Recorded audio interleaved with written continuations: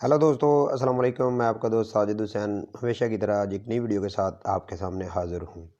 दोस्तों, मैं आपको आज की वीडियो में बताऊंगा कि किस तरीके से आप मार्केट से किस रेट पे कौन सा दाना ख़रीदें और अपने बर्ड्स को खिलाएं। मैं अपने बर्ड्स के लिए कौन सा दाना परचेज़ करता हूँ, किस तरीके से लेके आता हूँ, मैं इस वीडियो में आपको दिखाऊँगा। अगर मेरी वीडियो आपको पसंद आए तो अपनी राय का इजहार करने के लिए मेरे कमेंट्स बॉक्स में अपनी कमेंट्स कर सकते हैं। मेरी वीडियो को लाइक करके मेरी हौसला अफजाई बढ़ा सकते हैं। तो चलें, वक्त को मद्देनज़र रखते हुए वीडियो में आगे बढ़ते हैं और देखते हैं आज की वीडियो में मैं आपको किस तरीके से क्या नई गाइडेंस दे रहा हूं। तो चलें वीडियो को देखते हैं।